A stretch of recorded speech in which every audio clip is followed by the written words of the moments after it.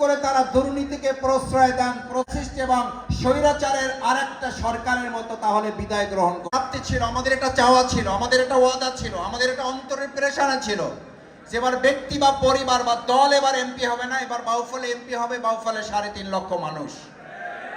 2 নম্বর কথা হচ্ছে আমরা বাউফলে বলেছিলাম যে আমরা 60 দিনে অর্থাৎ 60 ডেজ আমরা মাদক নির্মূল করব। ইতিমধ্যে আপনারা জানেন প্রশাসনের সাথে মিটিং করেছি, উপজেলা কর্মকর্তাদের সাথে আমাদের মিটিং হয়েছে।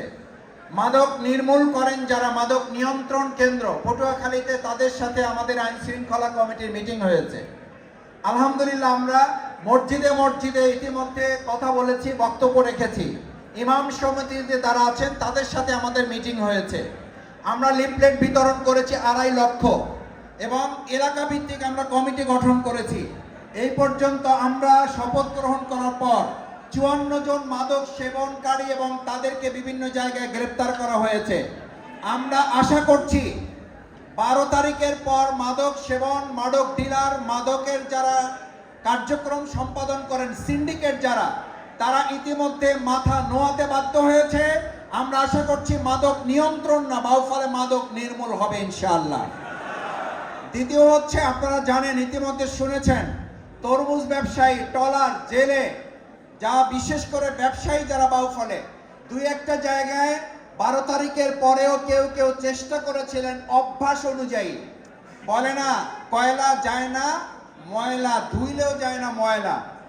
স্বাভাবিকভাবে 12 তারিখের পর অভ্যাসের কারণে 2-1 জায়গায় তারা চাঁদা চেয়ে দোকান বন্ধ করার মতো পরিস্থিতি তৈরি হয়েছিল।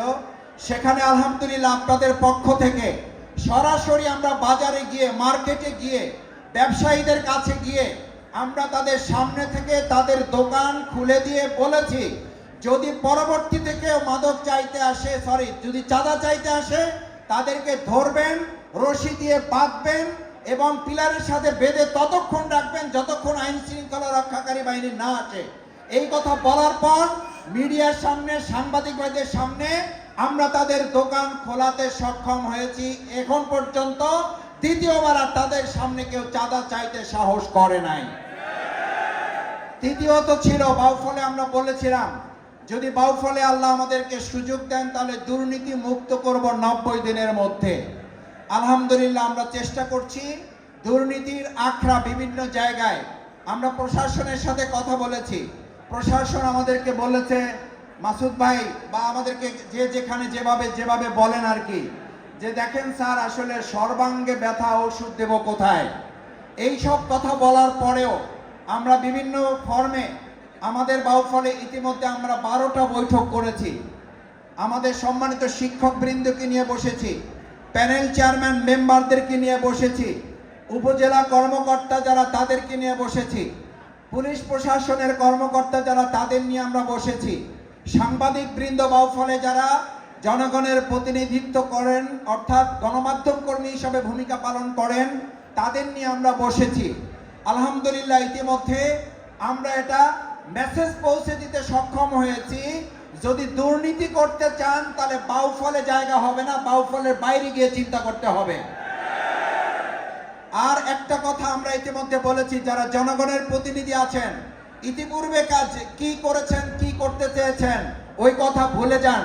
12 তারিখের পরে বাউফলের চেহারা হচ্ছে, বাউফলে যদি জনগণের প্রতিনিধিত্ব করতে হয় প্রতিনিধিত্ব করবেন, দুর্নীতি করতে পারবেন না, দুর্নীতি করলে প্রতিনিধিত্ব করতে পারবেন না, দুইটা একসাথে চলবে না। প্রতিনিধিত্ব চললে দুর্নীতি চলবে না, দুর্নীতি চললে জনগণের প্রতিনিধিত্ব করতে পারবেন না।